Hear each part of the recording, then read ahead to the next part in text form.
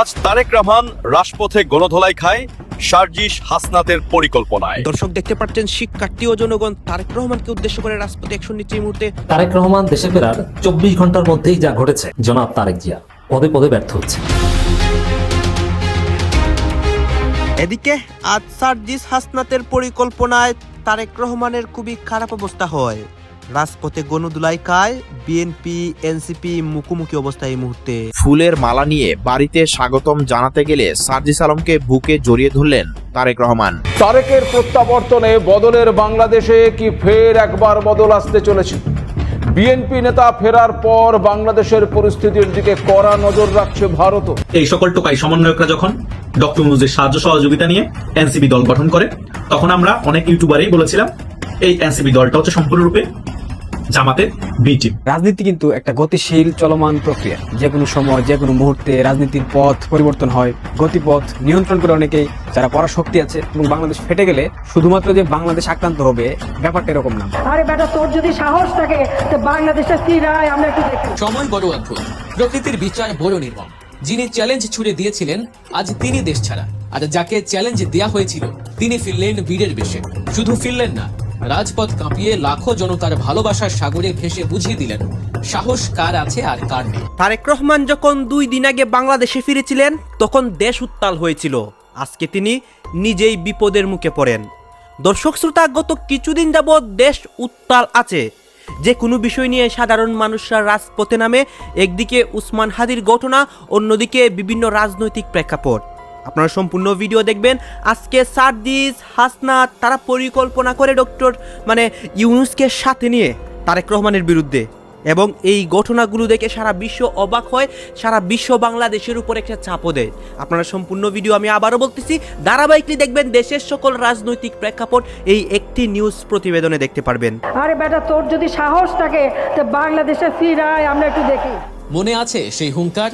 মনে আছে ক্ষমতার দম্ভে বলা সেই কথাগুলো? সময় বড় অদ্ভুত, প্রকৃতির বিচার বড় নির্মম।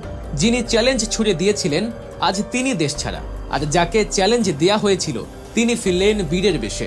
শুধু ফিরলেন না, রাজপথ কাঁপিয়ে লাখো জনতার ভালোবাসার সাগরে ভেসে বুঝিয়ে দিলেন সাহস কার আছে আর কার নেই।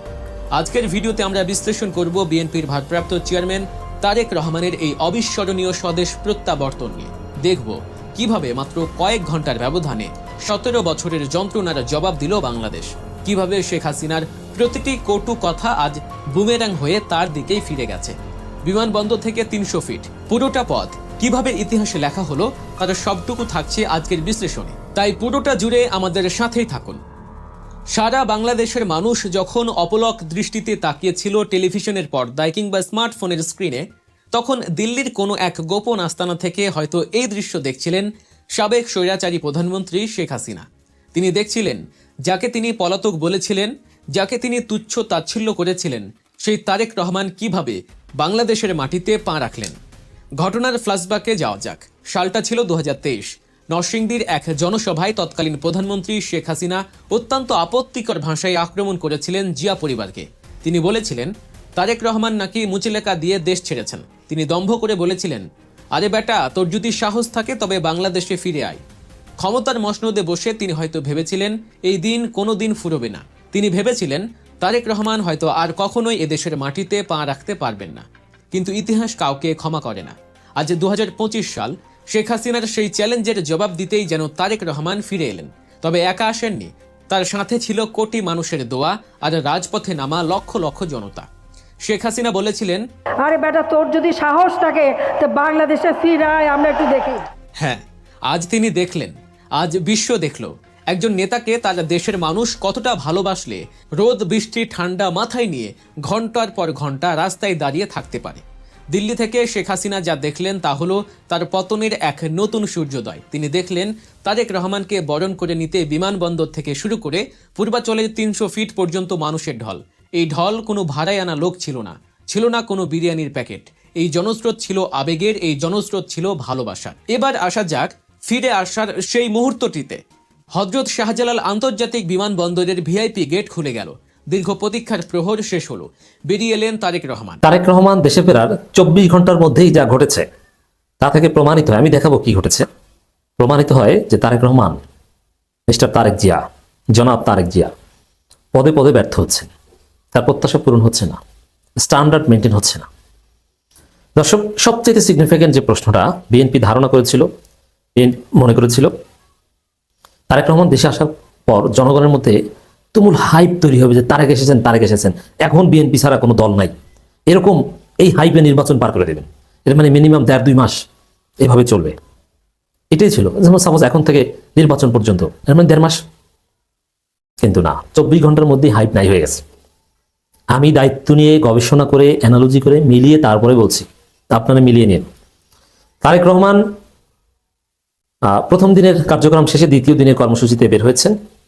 তিনি শহীদ প্রেসিডেন্ট জিয়াউর রহমানের মাজার জিয়ারত করেছেন, এরপরে স্মৃতিসৌধে ফুল দিয়েছেন, ইত্যাদি ইত্যাদি।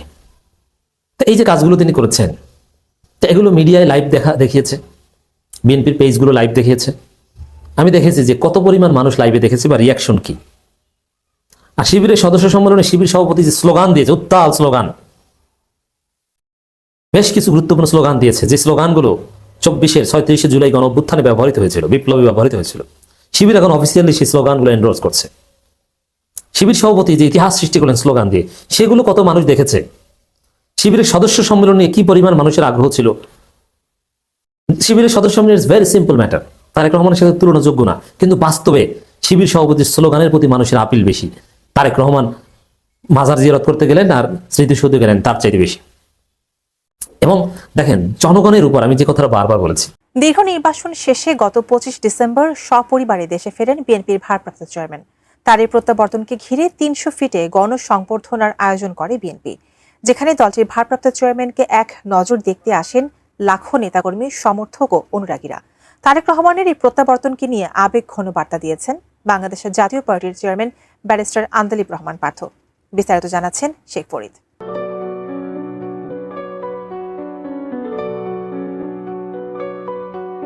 অবসান হলো দীর্ঘ অপেক্ষা। টানা 17 বছর পর নিজ দেশের মাটি ছুঁলেন বিএনপির ভারপ্রাপ্ত চেয়ারম্যান তারেক রহমান।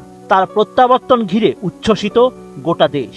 গত 25 ডিসেম্বর তাকে এক নজর দেখতে দেশের বিভিন্ন প্রান্ত থেকে রাজধানীর 300 ফিটে জড়ো হন লাখো নেতাকর্মী, সমর্থক ও অনুরাগী। বিএনপি ভারপ্রাপ্ত চেয়ারম্যানের এই প্রত্যাবর্তনকে বাংলাদেশের রাজনীতিতে একটি বড় ও তাৎপর্যপূর্ণ ঘটনা হিসেবে তুলে ধরেছে আন্তর্জাতিক গণমাধ্যমগুলো। এই অবস্থায় তারেক রহমানের দেশে প্রত্যাবর্তনকে কেন্দ্র করে নিজের 15 বছর আগের এক বক্তব্যের কথা স্মরণ করেছেন বাংলাদেশ জাতীয় পার্টির chairman barrister Andalib Rahman Partha. 26 December সামাজিক মাধ্যম ফেসবুকে দেওয়া এক পোস্টে এই স্মৃতিচারণ করেন জেপি চেয়ারম্যান। তিনি লিখেন, প্রায় 15 বছর আগে জাতীয় সংসদে দাঁড়িয়ে তিনি বলেছিলেন তারেক রহমান আসবেন আর তার রাজনৈতিক ভবিষ্যৎ নির্ধারণ করবেন বাংলাদেশের জনগণ। ইট ইজ দ্য রিয়ালিটি যে তারেক রহমান ফেরত আসবে and you will see more of Tarique Rahman. এবং তারেক রহমান কি রাজনীতি করার অধিকার রাখে কি রাখে না, এটা জনগণ ঠিক করবে। যেদিন বাংলাদেশে তারেক রহমান নামবে সেদিনে দেখা যাবে যে বাংলাদেশে কি হয় না হয়। পোস্টে আন্দালিব রহমান পার্থ উল্লেখ করেন, দীর্ঘ 17 বছর পর এখন তারেক রহমান বাংলাদেশে অবস্থান করছেন। তিনি জানান, সেই সময় তৎকালীন প্রধানমন্ত্রীর সামনে দাঁড়িয়ে এই ধরনের বক্তব্য দেওয়া সহজ ছিল না। তিনি কোনো গণনা করে কিংবা ভবিষ্যৎবাণী হিসেবে নয়, বরং দৃঢ় বিশ্বাস থেকেই ওই কথা বলেছিলেন বলে উল্লেখ করেন। পার্থ আরো লিখেন, তার বিশ্বাস ছিল তারেক রহমানের মতো জনগণের একজন নেতার রাজনৈতিক ভবিষ্যৎ কোনো বিচারকের কলমের খোঁচায় নির্ধারিত হয় না, বরং তা নির্ধারিত হয় আল্লাহর ইচ্ছা ও জনগণের মাধ্যমে যথাযথ সময়ে। সবশেষে আন্দালিব রহমান জানান, এখন সেই সময় এসেছে। এই উপলক্ষে তিনি বিএনপির ভারপ্রাপ্ত চেয়ারম্যান তারেক রহমানকে অভিনন্দন জানান। পাশাপাশি বিএনপির লাখ লাখ নেতাকর্মী ও বাংলাদেশের জনগণকেও অভিনন্দন জানান তিনি। গতকাল বিএনপির তারেক রহমানের প্রোগ্রাম শেষে 300 ফিট এক ময়লার স্তূপে পরিণত হয়। লাল সবুজের পতাকা মাটির মধ্যে পড়ে থাকে, আর হাজার লক্ষ মানুষের পায়ের ধুলোয় লাল সবুজের পতাকা যেন সাদা হয়ে যায়। ততক্ষণে তারেক রহমান তার মাকে দেখার জন্য হসপিটালে। সন্তান হিসাবে আমার মন আমার মায়ের বিছানার পাশে পড়ে আছে সেই হাসপাতালের ঘরে। এদিকে বিএনপির নেতারা আনন্দে উল্লাসে মেতে ওঠে। ভাই নেতা আইছে, গরিব মানুষের লোক 50 কোটি ফ্যামিলি কার্ড দিবে। এই কার্ডের মাধ্যমে প্রতি মাসে 2000 থেকে 3000 টাকা পাবে। যখন জনাব তারেক রহমানের বিরুদ্ধে একের পর এক অভিযোগ তুলতে নিল, তৎক্ষণাৎ বিএনপির পক্ষ থেকে 300 ফিটের পুরো রাস্তাটি ঝাড়ু দিয়ে তারা নিজেরাই পরিষ্কার করে দেয়। অন্যদিকে তারেক রহমানের গতকালকের কার্যক্রমগুলো যদি একটু লক্ষ্য করে, তাহলে আপনাদের মাঝে ফুটে আসবে এক নতুন বাংলাদেশের সূচনা। তারেক রহমান দীর্ঘ 18 বছর পর বাংলাদেশে আসেন। এসেই তার পায়ের জুতোটি নিজ হাতে খুলে তিনি বাংলাদেশের মাটিতে পা রাখেন, যেন দেশের প্রতি এক অন্যরকম ভালোবাসা। এরপর 300 ফিটের উদ্দেশ্যে তার বুলেট প্রুফ গাড়িতে তিনি যাননি, তিনি নেতাকর্মীদের সাথে বাসে করে গিয়েছেন। তিনি বিশেষ চেয়ারে বসেননি, বসেছেন একটি সাধারণ চেয়ারে। এছাড়া তার মুখে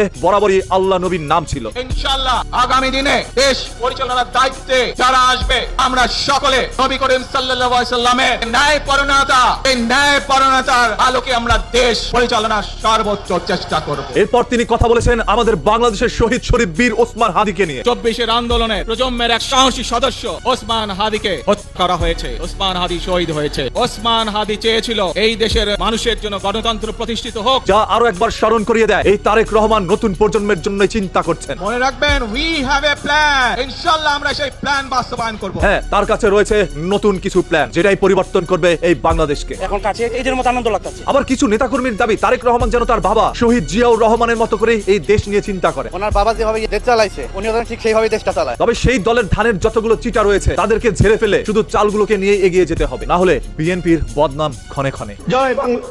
জয় তারেক রহমান জিন্দাবাদ।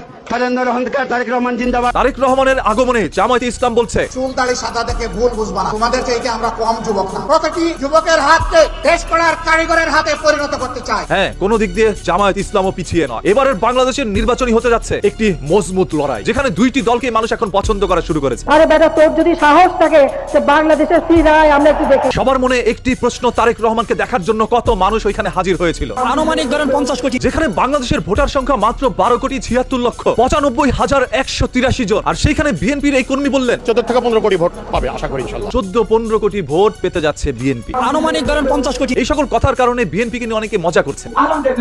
যদিও এতদিন বিএনপি সবার নজরে ছিল একরকম, তারেক রহমানের উপস্থিতিতে সেই নজর যেন পাল্টে যাচ্ছে। বাংলাদেশের এই আনন্দ উৎসব দেখে আপনারা কেউ ওসমান হাদিকে ভুলে যায়। ওসমান হাদি জীবন দিয়েছিল আপনার আমার এই বাংলাদেশের জন্য। আপনাদের প্রত্যেকের কাছে হাত জোর করে একটি অনুরোধ করব, আপনারা সবাই এই ভিডিওটি শেয়ার করে দেন, যাতে করে বাংলাদেশের প্রত্যেকটি মানুষ সর্বক্ষণ ওসমান হাদির কথা মনে রাখতে পারে, যাতে করে ওসমান হাদি ন্যায় বিচার পায়। হাদির সন্তান যেন একদিন বুক ফুলিয়ে বলতে পারে, আমি শহীদ শরীফ বীর ওসমান হাদির সন্তান। এই বাংলাদেশের জনগণ আমার বাবার হত্যাকারীর বিচার করেছিল, আমি তাদেরকে সম্মান জানাই। যতক্ষণ পর্যন্ত সেই অপরাধীর বিচার না হবে, ততক্ষণ পর্যন্ত ফেসবুক টাইমলাইনের মধ্যে প্রতিদিন ওসমান হাদিকে নিয়ে একটি করে পোস্ট করে যাবেন। 5 আগস্টের পরবর্তী সময় এই সকল টোকাই সমন্বয়করা যখন ডক্টর ইউনূসের সাহায্য সহযোগিতা নিয়ে এনসিপি দল গঠন করে, তখন আমরা অনেক ইউটিউবারেই বলেছিলাম এই এনসিপি দলটা হচ্ছে সম্পূর্ণরূপে জামাতের বি টিম। তখন তারা এই কথাগুলোর কাউন্টার দেওয়ার জন্য তারা জনগণকে বোঝানোর চেষ্টা করছে আমরা জামাতের কোনো বি টিম না, আমরা জামাতের মতাদর্শকে পছন্দ করি না, আমরা আমাদের মতাদর্শ নিয়ে চলি। তারা কিছুদিন পরে জামাতকে নিয়ে সমালোচনা শুরু করে, কিন্তু তারপরও আমি কনফার্মলি বলেছিলাম এটা একটা তাদের নাটক, তারা টুইন পলিটিক্স করছে। কথা বুঝতে পেরেছেন? এখন কিন্তু সকল কিছু ক্লিয়ার হয়ে গিয়েছে। শেষ পর্যন্ত যখন তারেক যে দেশে আসলো, তারা কিন্তু তাদের সেই আপন ঘরে ফিরে গিয়েছে, তাদের বাবার কাছে তারা ফিরে গিয়েছে। তারা এখন জামাতের সাথে জোট করে ফেলেছে। জামাতের সাথে জোট করা আর জামাত ইসলামী সাথে রাজনীতি করা একই কথা, কারণ তারা মানে জামাত ইসলাম, জামাত ইসলামী মানে এই এনসিপি। জোট মোট না, তারা তাদের ঘরে ফিরে গিয়েছে। এখন জনগণের কাছে ক্লিয়ার করে দিয়েছে আমরা আসলে জামাত ইসলাম, জাস্ট এনসিপিটা সাইনবোর্ড ছিল আপনাদেরকে গুমরা করানোর জন্য। এবং হাদিকে যে তারাই হত্যা করেছে সেটাও মোটামুটি এখন আর কোনো কিছু ক্লিয়ার করা লাগবে না, আমাদের সকল কিছু এখন ক্লিয়ার হয়ে গিয়েছে। কারণ একটি ভিডিও বার্তার মাধ্যমে হাদির বড় ভাই সকল কিছু ক্লিয়ার করে দিয়েছে। হাদির বড় ভাই ক্লিয়ার করে বলেছে যে হাদি হত্যার পিছনে এই সরকারের ষড়যন্ত্র আছে। তিনি ভয়ে তো ডাইরেক্টলি বলতে পারতেছে না এই জামাত ইসলামী এবং এনসিপির ষড়যন্ত্র আছে। এই হাদিকে হত্যা করেই তারা রাজনৈতিক ফায়দা লুটতে চেয়েছে। একে তো ইন্ডিয়া বিদ্বেষ ছড়াতে চেয়েছে, দ্বিতীয়ত আওয়ামী লীগের উপর দোষারোপ করতে চেয়েছে, তৃতীয়ত বিএনপিকে ব্লেম গেম দিতে চেয়েছে। এক দিলে 3 পাখি, কিন্তু যেটা চেয়েছে তারা সেটা করতে পারেনি। জাস্ট জানাজাটা তারা তাদের সকল কর্মীদেরকে টাকা দিয়ে ঢাকা এনে বোঝাতে চেয়েছে দেখেন হাদির কি জনপ্রিয়তা, হাদি একজন বিপ্লবী, সেটাতে তারা সফল হয়েছে, কিন্তু অন্যান্য বিষয়গুলোতে তারা সফল হয়নি। শেষমেশ তারা এখন একত্রিত হয়ে নির্বাচনে যেতে বাধ্য হচ্ছে, কারণ তারা বুঝতে পেরেছে এভাবে করে টুইন পলিটিক্স করে জনগণকে গুমরা করে লাভ নেই। জনগণ বুঝে গিয়েছে এনসিপি আর জামাত ইসলামী মুদ্রার এপিটপি। তাই আমরা একত্রিত হয়ে নির্বাচন করি, অন্তত আমাদের মধ্যে কয়েকজন এমপি হবে, আর জামাত ইসলামী শিবির যারা নামে আছে তাদের মধ্যে থেকে কিছু এমপি হবে, অন্তত বিএনপির সাথে ফাইট ব্যাকটা দিতে পারবো। কিন্তু হাসনাত আব্দুল্লাহ মধ্যখান দিয়ে রিস্ক। দেখলেন এখানে কি কথা হচ্ছে, অনেকেই কিন্তু অনেক কথা বলতেছে, অনেকে আলোচনা করতেছে, অনেকে সমালোচনা করতেছে দেশের বিভিন্ন অবস্থা এবং পরিস্থিতি নিয়ে। বিশেষ করে এখানে তারেক রহমানের বিষয় নিয়ে কথা হয়। তারেক রহমান যে বিভিন্ন বিপদের সম্মুখীন হন বা তারেক রহমান দেশে আসায় যে দেশের মধ্যে একটা উত্তাল পরিবেশ হয়েছে, এইগুলো নিয়ে কথা হয় গাছ। এই বিষয়গুলো দেখে আপনাদের কি মনে হচ্ছে এবং আপনাদের মন্তব্য কি? আপনাদের মন্তব্যটা অবশ্যই আপনারা আমাদের কমেন্ট বক্সে লিখে যাবেন। আর হেতু কোনো আপনাদেরকে আমরা যা কিছু দেখিয়েছি সব কিছু আমরা সোশ্যাল মিডিয়া থেকে সংগ্রহ করেছি। এখানে আমাদের নিজস্ব কোনো মন্তব্য নেই বা আমাদের নিজস্ব কোনো সিদ্ধান্ত নেই।